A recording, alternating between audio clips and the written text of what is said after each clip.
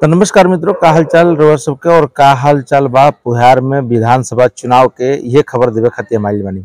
कैसे बीजेपी और एनडीए बिहार विधानसभा चुनाव को साम दाम दंड भेद से जीतना चाहती है, इसका उदाहरण प्रशांत किशोर ने अभी प्रेस कॉन्फ्रेंस करके बताया। प्रशांत किशोर के 3 उम्मीदवार जिसकी चर्चा काफी हुई थी। पहले तो आप वोट चोरी और वोट को बैलेट पेपर से लेकर के बूथ तक लूटने की खबर सुनते थे, लेकिन पहली बारी खबर आई बा कि उम्मीदवारे के उठा ले गए, उम्मीदवारे की चोरी हो गई। तो जन सुराज के उम्मीदवार थे दानापुर से अखिलेश कुमार, जो व्यवसायी वर्ग से आते थे। जब टिकट लेने गए थे प्रशांत किशोर से तो काफी खुश थे। कई साल एक दो सालों से जन सुराज के साथ जुड़े हुए थे, तब जाकर उनको टिकट दिया गया था। और सारे व्यवसायी वर्ग मीटिंग करके टिकट दिलवाए थे कि नहीं, इन्हीं को टिकट दीजिए, क्योंकि रीतलाल की वजह से हमारे इलाके में सब व्यवसायी डरे रहते हैं। तो भाजपा कैसे राजद का डर दिखा के और राजद भाजपा का डर दिखा के दोनों आपस में चुनाव लड़ते थे, उसी का खेल बिगाड़ने के लिए प्रशांत किशोर की एंट्री हुई थी बिहार विधानसभा चुनाव में। जैसे ही जन सुराज के प्रत्याशी अखिलेश कुमार नामांकन करने के लिए सिंबल लेकर के जाते हैं, बीच रास्ते से वो पहुंच जाते हैं गृह मंत्री अमित शाह के पास। गृह मंत्री अमित शाह उस समय पटना के होटल में 3 दिनों तक अड़े हुए थे और सभी नेताओं से मीटिंग करके कैसे अपने बागी को मनाया जाए उसके लिए काम कर रहे थे।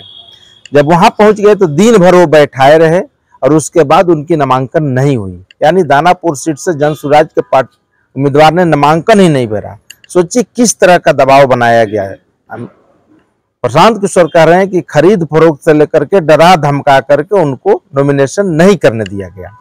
दूसरी बात कर रहे हैं, ये गोपालगंज से शशि शेखर पांडे।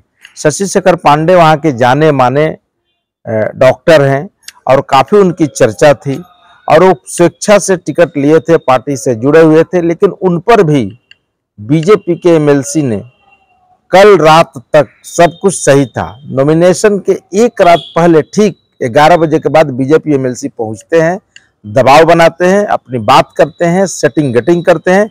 इसके बाद 11 बजे तक प्रशांत किशोर से बात हुई और 11 बजे रात के बाद अगले सुबह जाकर के उन्होंने नॉमिनेशन वापस ले लिया।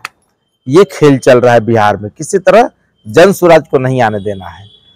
तीसरा जो उम्मीदवार की हम लोग बात करते हैं वह ब्रह्मपुर से सत्य प्रकाश तिवारी। सत्य प्रकाश तिवारी वो भी पढ़े लिखे और अच्छे फैमिली से हैं और काफी सुलझे हुए इंसान हैं, लेकिन उनको भी और किसके खिलाफ चुनाव लड़ रहे थे, वहां के बाहुबली हुलास पांडे के खिलाफ, जो लोजपा से जिनको प्रत्याशी बनाया गया है।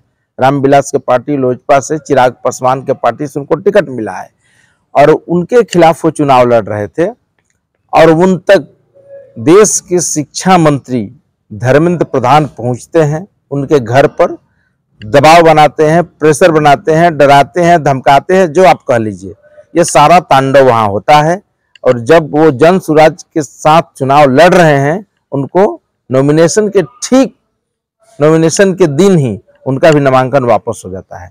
अब प्रशांत किशोर कह रहे हैं कि जब देश का गृह मंत्री और देश का शिक्षा मंत्री उम्मीदवार को डरा करके नामांकन वापस कराने लगे और तमाम चीजें करने लगे, तो क्या ये लोकतंत्र में जायज है? क्या चुनाव आयोग यही देख रहा है?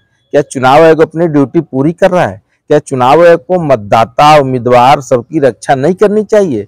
चुनाव में आचार संहिता का मतलब क्या होता है कि आप प्रत्याशी को डराएंगे नहीं, पैसे कौड़ी बांटेंगे नहीं, किसी को डराएंगे धमकाएंगे नहीं।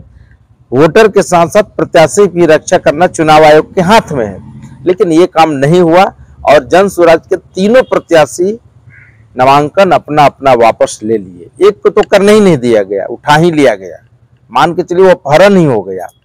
तो जो बीजेपी लालू के राजद काल यानी जंगल राज के से डर दिखा करके चुनाव जीतना चाहती है, वो बाहुबली से नहीं डर रही है, वो समाज के अच्छे व्यक्ति से डर रहे। और जो जन सुराज ने अच्छे व्यक्ति को टिकट दिया है, उस अच्छे व्यक्ति से डर के उसकी नॉमिनेशन वापस करा करके चुनाव जीतना चाहती है, किसी तरह साम दाम दंड भेद से। ये पूरा सटीक उदाहरण बैठता है इसके लिए।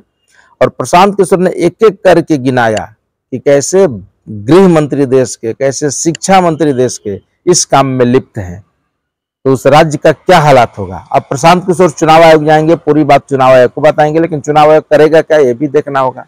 दूसरी बात, तो पूछा गया प्रशांत किशोर से कि भाई आप क्या कीजिएगा, चुनाव है कुछ नहीं करेगा, तो कहेगा हम क्या करेंगे, जहां जनता सुरक्षित नहीं है, जहां वोटर सुरक्षित नहीं है, जहां उम्मीदवार सुरक्षित नहीं है, हम जनता की अदालत में आए हैं।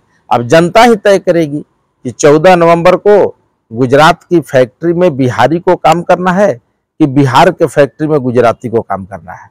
ये 14 नवंबर के बाद ही तय हो पाएगा। अभी बिहार के जो 50 लाख वोटर अभी जो पलायन किए थे वो आ रहे हैं बिहार में, वोट देकर सरकार बना कर जाएंगे। सब जन स्वराज की ताकत है।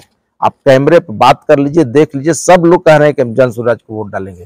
कितनी तकलीफ से ट्रेन में आ रहे हैं, ये सब कुछ क्या भूल जाएंगे? प्रशांत किशोर भी अपनी दाव चल दिए हैं और अब पूरी जमात के पास ये हिस्से और हक है कि 14 नवंबर को किसकी सरकार बनानी है। क्या ऐसे डराने धमकाने वालों की सरकार बनानी है, या जंगल राज की तरफ जाना है, या नए विकल्प को चुनना है, ये सब उनके हाथों में है। लेकिन सब देखते रहिए, लाइक सब्सक्राइब करते रहिए। इस तरह के नए नए खबरें, नई नई जानकारी आप तक हम पहुंचाते रहेंगे भूषण भोजपुरिया चैनल के माध्यम से। तो धन्यवाद।